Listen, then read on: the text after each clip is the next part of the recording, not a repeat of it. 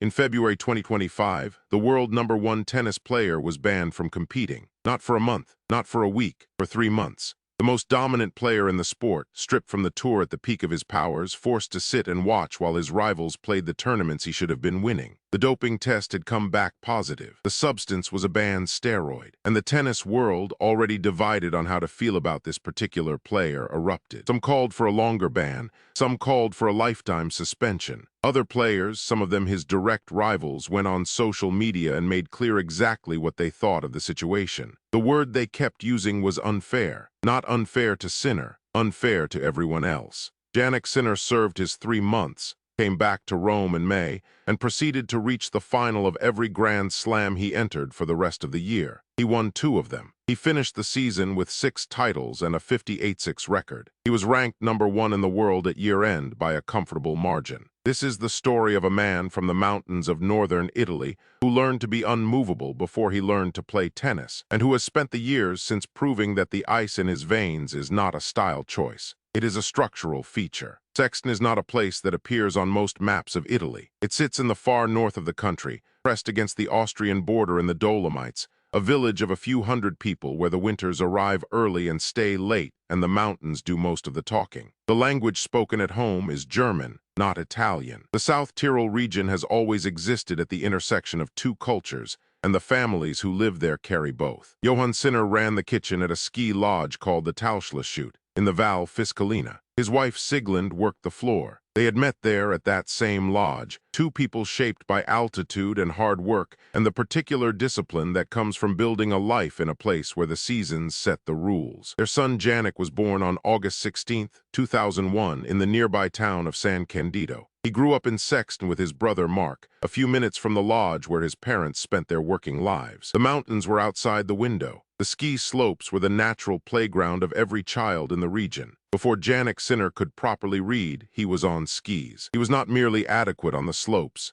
He was exceptional. At 8 years old, he won an Italian national championship in giant slalom. By 12, he was one of the top young skiers in the country, a national runner-up, on a trajectory that pointed clearly toward a professional career in the sport. The discipline that skiing demands, the physical precision, the tolerance for cold and discomfort, the ability to commit fully to a line at high speed and not flinch, was already embedded in him at an age when most children are still working out what they are good at. Then something shifted. The official version is that tennis found him, or he found tennis sometime around the age of 7. He played casually, the way children in sporty families pick up whatever racket or ball is nearby. But the decisive moment came when he was 13. He made a choice. He put the skis down and picked up the tennis racket, not because skiing had stopped being possible. His trajectory on the slopes made clear that it was very much possible, but because tennis offered something skiing did not. A missed shot does not end the contest the way a fall on skis can. In skiing, a single mistake at high speed removes you from the race entirely. In tennis, you can lose a set, lose 2 sets, lose a match point, and still find a way back. The sport rewards persistence differently. It does not punish failure with elimination. It punishes failure with disadvantage, which is a problem that a sufficiently cold-headed, sufficiently determined competitor can solve. Jannik Sinner had identified, at 13, the sport that best suited the mind he had been building since childhood. Bordighera sits on the Italian Riviera,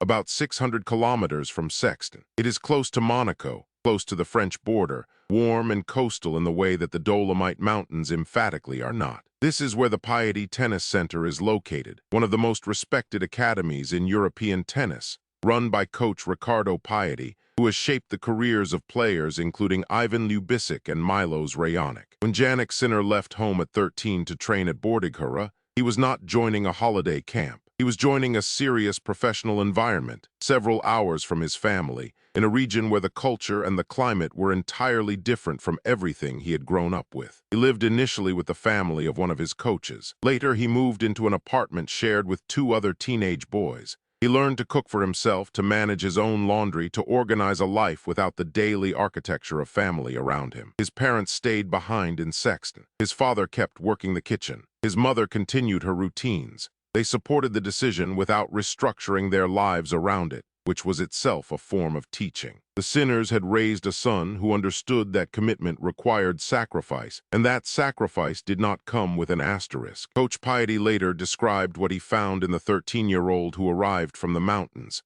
a physical ability that was clearly above average, a tactical intelligence that had to be developed, and a composure under pressure that he had rarely encountered in a player of that age. The composure, Piety understood quickly, was not going to be something he installed. It was already there. His job was to build the game around it. The junior career was unusual. Unlike most players who later reached the elite level, Sinner chose not to enter Grand Slam junior tournaments. He competed in lower-tier events, developed his game at the challenger level, and turned professional in 2018 at 17 years old. The following February, at 17 years and 6 months, he won his first ATP Challenger title in Bergamo, his home country, on indoor hard courts, in front of fans who were beginning to understand that something was happening with this quiet kid from the north. He was named ATP Newcomer of the Year in 2019. He broke into the top 100. He kept going. The rise through the ATP rankings was not meteoric in the dramatic sense. There were no single shocking results that redefined how the world saw him overnight. It was instead a steady, almost mechanical accumulation. Sinner won the matches he was supposed to win. He won some matches he was not supposed to win. He made deep runs in tournaments where young players typically exit early. He lost sets and came back. He lost matches and came back the next week. The pattern repeated with the reliability of a system rather than the unpredictability of a talent. By 2021, he had broken into the top 10. By 2023, he was winning Masters 1000 titles. The surface that suited him best was hard court. His flat, heavy ground strokes functioned like a machine gun on the fast bounce, offering opponents almost no margin for error and almost no time to set up. The backhand, in particular, became one of the cleanest, most technically reliable shots in the sport. Not spectacular, not acrobatic, but precise in a way that wears opponents down across 3 or 4 sets like water on stone. The mentality that Piety had identified in Bordighera, that extraordinary composure, the ability to process a bad situation without allowing it to contaminate the next point, became Sinner's defining characteristic on court. He does not celebrate wildly. He does not curse or smash rackets.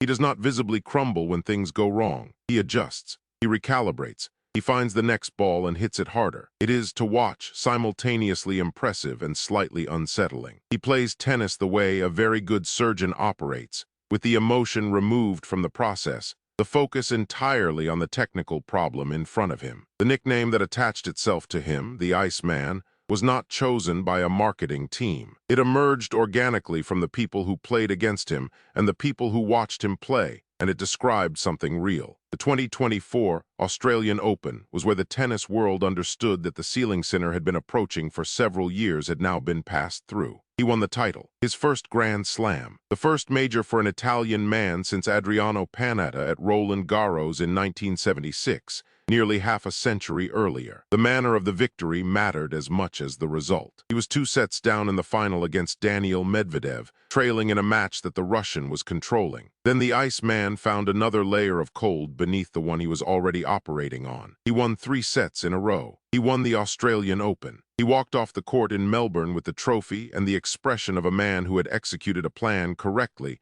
and was already thinking about the next one. The US Open followed later that year. 2 Grand Slams in 2024, both on hard courts, both confirming what anyone watching the tour closely had been prepared to accept. Jannik Sinner was now the best player in the world. The ATP rankings made it official in June 2024. He became the first Italian man in history to hold the world #1 ranking. He was 22 years old. March 2024. Indian Wells Masters. A doping test came back with a result that nobody expected. The substance was clostebol, an anabolic steroid prohibited under the World Anti-Doping Code. The amount found was less than a billionth of a gram. Sinner's explanation, offered through his legal team, was specific and detailed. His physiotherapist, Giacomo Naldi, had used a spray containing clostebol to treat a cut on his own finger. He then provided massage therapy to Sinner without wearing gloves, making direct skin contact while the spray was still on his hands. The substance had transferred to Sinner's bloodstream not through any deliberate act, but through contact with his own staff member's skin. The International Tennis Integrity Agency investigated. In August 2024, their independent tribunal ruled that Sinner bore no fault or negligence.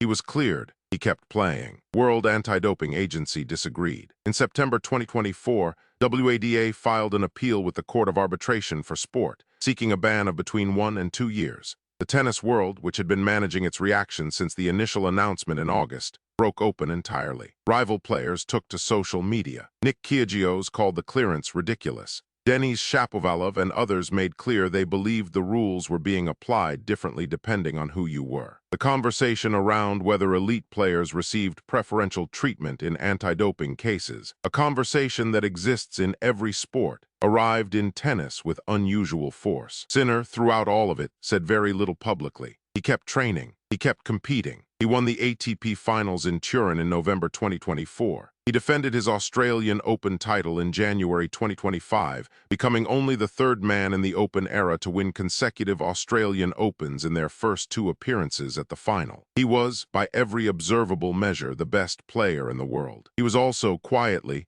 under the most significant cloud of his career. In February 2025, the cloud resolved, but not in the way he might have hoped. WADA and Sinner reached a case resolution agreement. The appeal to CAS was withdrawn. Sinner accepted a 3-month ban, acknowledging responsibility for his entourage's negligence even while maintaining that he had no personal knowledge of the violation. The suspension ran from February 9th to May 4th, 2025. He admitted later, in an interview with Italian television, that he had not felt comfortable in the locker room during the period between the initial test result and the resolution, that he had considered stepping away from the sport entirely. The criticism from fellow players had landed differently than outside noise usually did, not because it was louder, but because it came from inside the room. He did not step away. He went to Rome. The Italian Open in May 2025 was the first tournament of his return. He had not played a competitive match since the Australian Open. His rivals had spent 3 months competing, accumulating match play and ranking points while he trained alone on practice courts.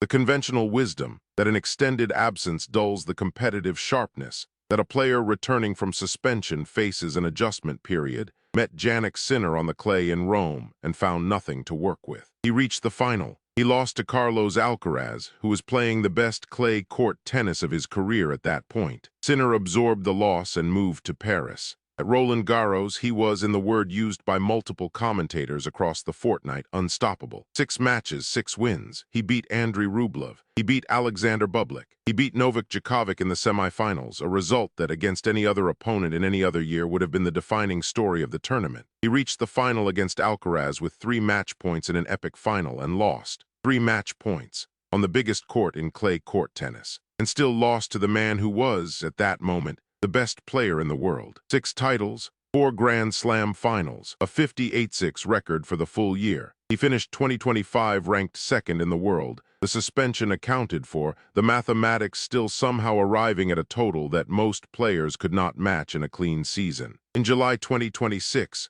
Wimbledon. Sinner had been the world #1 for months, with a grip on the ranking that his rivals were finding difficult to challenge. His hard court dominance was established. His clay game had developed to a level that had him reaching Grand Slam finals at Roland Garros. And grass, the surface that had historically been the most resistant to his style, the one that rewards net play and variety in ways that a hard-court baseliner has to work to exploit, had become another problem he had simply decided to solve. He dropped 3 sets across the entire fortnight. 2 of those were on tiebreaks. He beat Alexander Zverev in the final over 3 hours and 46 minutes. He became the first Italian man in the history of the sport to win Wimbledon, his 5th Grand Slam title, his 3rd in the space of 18 months, spanning 3 different surfaces. The Iceman from the Dolomites, who had been born in a village most people cannot find on a map, who had left home at 13 for a coastal academy 600 kilometers away, who had survived a doping case that threatened to end everything he had built, stood on the grass of center court and raised the trophy with the same expression he always wears after winning. Calm, precise,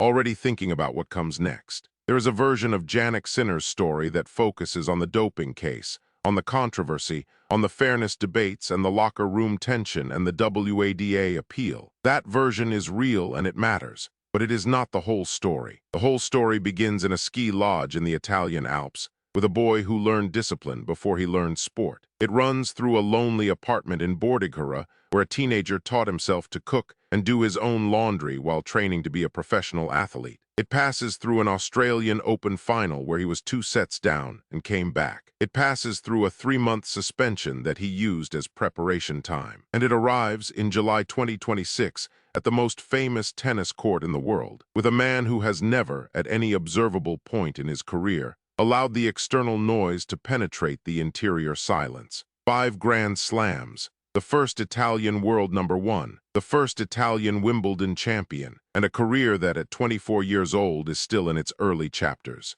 The mountains teach you that conditions change, and the cold does not care what you planned. Jannik Sinner learned that lesson before he learned to play tennis. He has been applying it ever since.